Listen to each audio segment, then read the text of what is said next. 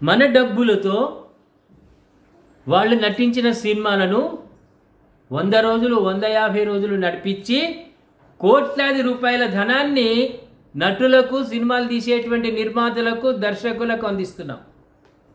సగటు ప్రేక్షకుడు ఇచ్చే డబ్బు సినిమా హాల్ వాళ్ళు నష్టపోతుండొచ్చు, కానీ మిగతా వాళ్ళందరూ కూడా కోట్లాది రూపాయలు సంపాదిస్తున్నారు.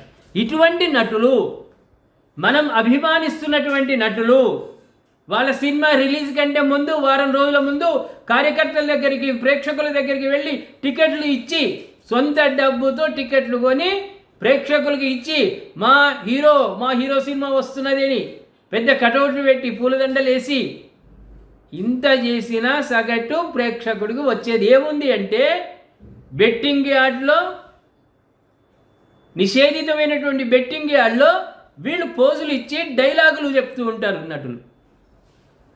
అది తర్వాత ఏమైంది ప్రేక్షకులారా? కేసుల దాకా వచ్చింది. వీళ్ళు చేసే వ్యవహారం ఏంటంటే, సినిమాల ద్వారా సంపాదించిన డబ్బు కాక అక్రమంగా సంపాదించడానికి నిషేధించిన వాటిల్లోనే వీళ్ళు వాణిజ్య ప్రకటనలు ఇస్తారు.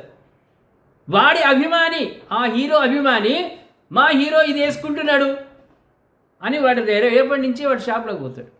వాడు చెడిపోవడానికి హీరోలే కారణమవుతున్నారు. ఇదా మనం అభిమానించే హీరోలు. మహారాష్ట్రలో నిషేధించినటువంటి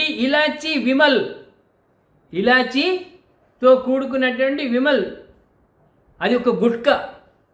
దాన్ని మనం టీవీ మాధ్యమాల్లో చూస్తూ ఉన్నాం. చాలా హోలీ పండుగ నాడు ఎట్లయితే సంబరాలు చేసుకుంటారో ఆ నటులు, 3 నటులు, ఒక హీరోయిన్, ఇక చెప్పరాదు వాళ్ళకి ఆనందదాయకం. వాళ్ళు వేసుకొని ఆత్మతృప్తి అయింది, మనస్తృప్తి అయింది, మేము యాక్టివ్గా తయారైనమని వాళ్ళు యాడ్స్ ఇస్తున్నారు. అంటే ఏమన్నట్టు?